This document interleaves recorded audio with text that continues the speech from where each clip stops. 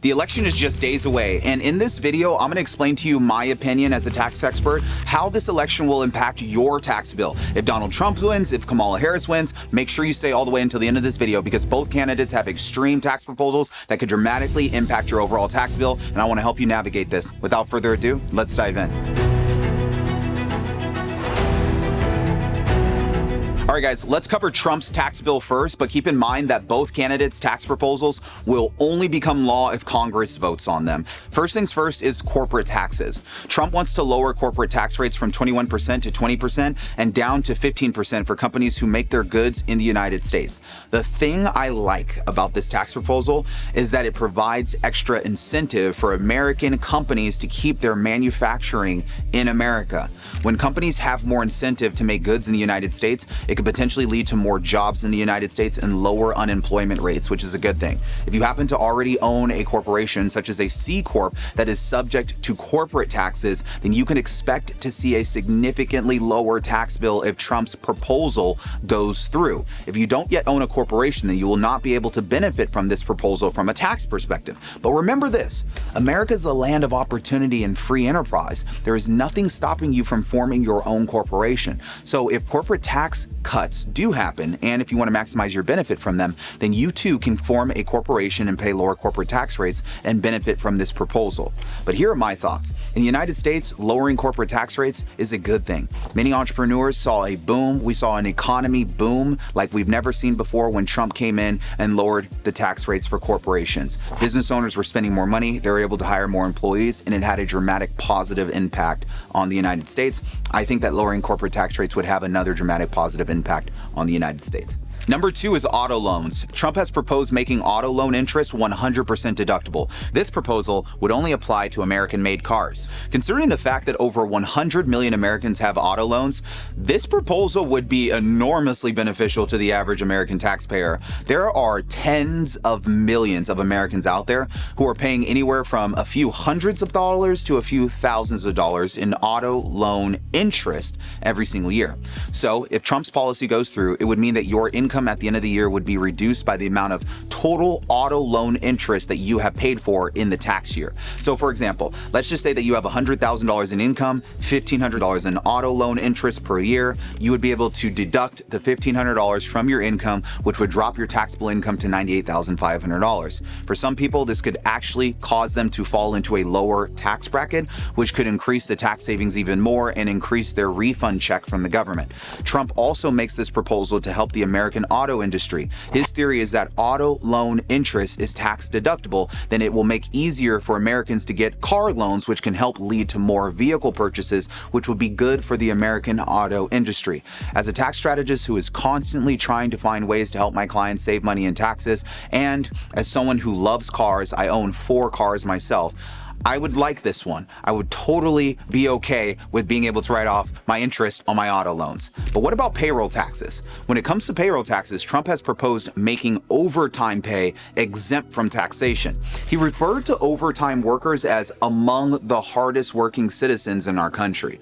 So eliminating taxes for overtime work would incentivize people who are eligible for overtime work, such as many nurses, construction workers, police officers, factory workers, and many more. They're going to work harder. This could help them to earn and keep more money, and the extra labor could also potentially benefit companies and organizations. So, if you're someone who is eligible for overtime work, and if Trump's proposal goes through, it might soon be possible for you to make a lot more money without having to fork it over to Uncle Sam. I mean, I want you to understand how significant this is. For many people, this would literally mean that they can earn tens of thousands of dollars of extra income per year without having to pay federal income taxes on it. This is a complete game changer. Trump also wants to get rid of taxes on Social Security benefits. So if you're someone who receives Social Security benefits due to being retired or having a disability, then you might soon not have to pay any more taxes on this income if the proposal becomes law. I'm extremely bullish on this because I do not understand why we as taxpayers have to pay into Social Security to then receive Social Security later on in our life that's not 100% guaranteed, and then we pay taxes on the Social Security we receive later on in life. That does not make any sense to me at all as a tax professional. When I studied to get my enrolled agents exam, this was the one part of the tax code I could not understand. So Donald Trump wanting to come in and abolish tax on Social Security payments, yeah, I stand by that one. I stand firmly by that one. Now let's talk about double taxation. Under current tax policies, American citizens who live abroad have to deal with double taxation. What this means is that if you make a certain amount of money, there is income that's taxed once by the host nation that you are living in and once by the United States. So in 2024, the income threshold for double taxation is $126,500. The United States is one of just few countries on earth that has this tax policy. Trump thinks that it's time to end this policy and join the rest of the world. So he wants to prevent overseas Americans from having to deal with double taxation, which would save them a fortune in taxes. It would be another game changer in my opinion. It'll also make it infinitely easier for American citizens to travel and live and work abroad for various periods of time to help the United States. So if you like to travel, if you have been thinking about living and working abroad in another country, then you might have to pay far fewer taxes if you do end up working in another country if this proposal that Trump is proposing becomes law. Now, there are some changes to individual income taxes. When Trump was president the first time, he lowered income tax rates for hundreds of millions of Americans through what is called the Tax Cuts and Jobs Act of 2017. However, under the terms of the TCJA, these tax cuts were not permanent. They're set to expire at the end of 2025. So Trump has announced that he wants to make these tax cuts permanent. So if he does become president again, and if he succeeds in making these tax cuts permanent, it means that millions and millions of Americans will continue to pay lower tax rates. However, if he fails to make the tax cuts permanent, then it means that the vast majority of the American workforce will have to pay higher tax rates to the government. It'll go back to what it was pre-2017, which was a lot higher rates. What about tips? Trump wants to eliminate taxes on tips. This means that if you're a bartender, you make $100,000 in tipped income, you wouldn't pay any taxes on that $100,000. Some people have argued that this policy is unfair to non-tipped workers. However, there are millions of tipped workers in the United States who would get to keep more of their hard-earned money if this policy becomes law. For many of these people, not having their tipped income taxed could be life-changing money for them. So it would undoubtedly benefit many of those that are making money off of tips. My thoughts are, this is a great way to boost the economy and to help the hard-earning person. I mean, think about how many tipped workers are in Las Vegas, guys, casino workers, Uber, cab drivers. This could completely change the economy and give more dollars to the U.S. taxpayer. Ultimately, what we're trying to do is help the U.S. taxpayer get out of the rat race, right? We have to figure out ways to do that while simultaneously help eliminate some of our country's debt. If I can help tipped workers have more access to money, they can reinvest that money into more things such as real estate, which can in return cause them to go and get bigger loans. And ultimately, I'm helping the government if I'm helping people get into more real estate. That's my job as a tax professional. And that's pretty much how I think about this one. All right, you guys have probably heard me talk about tariffs. This is one more of those controversial areas of Trump's tax plan, and it is also an issue that many people get confused about, so pay close attention here. Trump has proposed adding what's called a baseline 10 to 20% tariff for all goods that are imported into America. He also proposed adding a 60% tariff to goods imported from China and tariffs as high as 200% or more on cars imported from Mexico into America.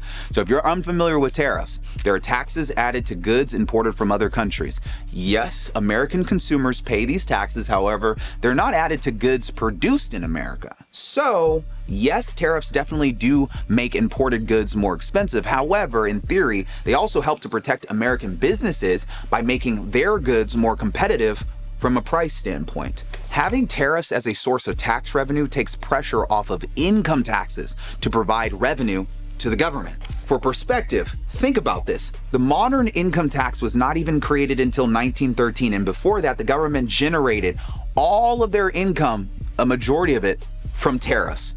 Trump has discussed going back to this system and replacing income taxes entirely with tariffs. So yes, you could potentially have to pay higher prices for certain imported goods, but it's also possible that Trump could use tariffs to replace the income tax or at least to dramatically reduce it. Now, keep in mind, you would still pay taxes in either system, but at least with tariffs, you can always choose to buy American made and avoid paying the tax. This is because tariffs switch taxation from income to spending.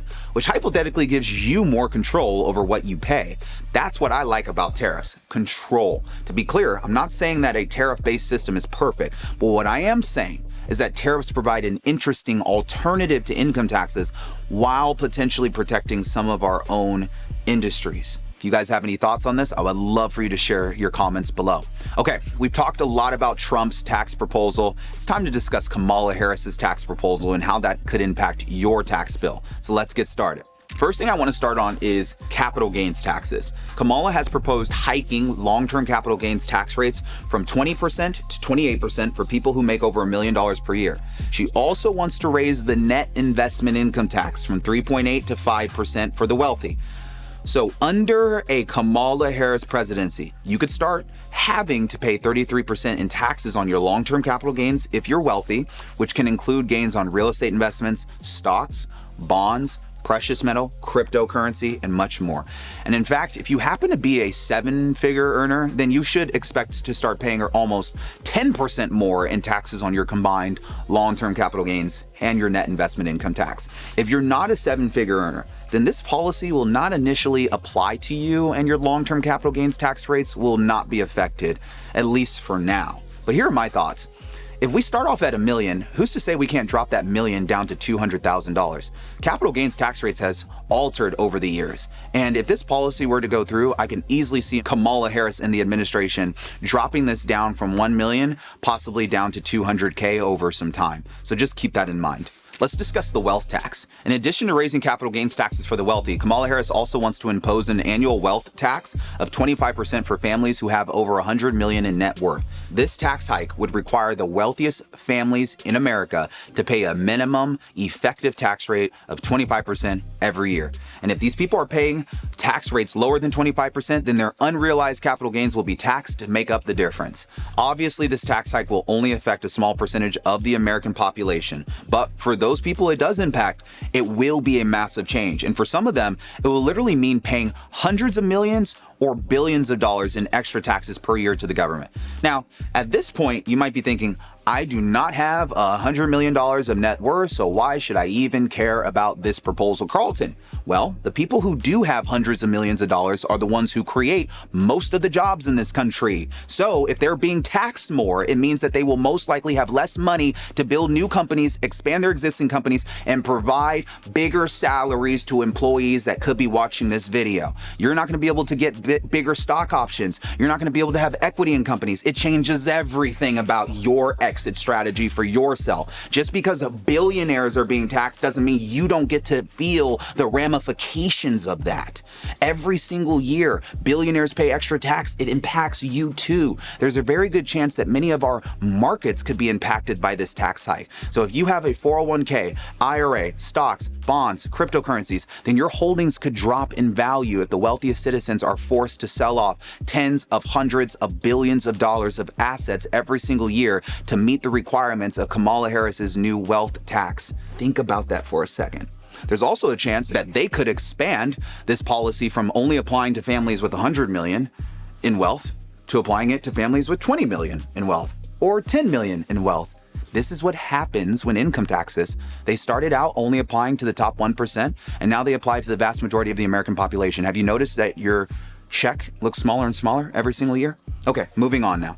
Real estate. Harris wants to incentivize first-time homebuyers by offering down payment assistance worth up to $25,000. Now, this proposal is quite interesting. On one hand, it could potentially help millions of people afford homes, which would be great because so many people have been struggling to afford houses in the United States with inflation and the cost of living.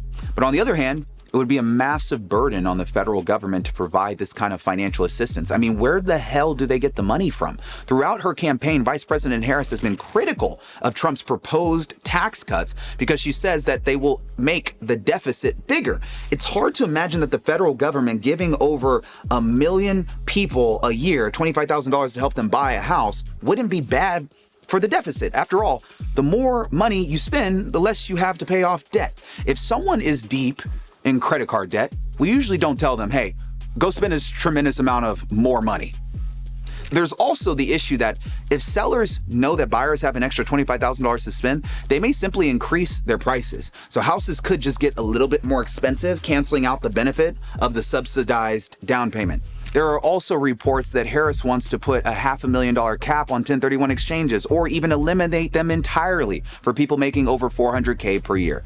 If you're unfamiliar with 1031 exchanges, there are a tax provision that allows real estate investors to defer both capital gains and depreciation recapture taxes when they sell an investment property by buying a new investment property, a like-kind property of equal or greater value within 6 months, and using the proceeds from the sale of the first property to buy the second property.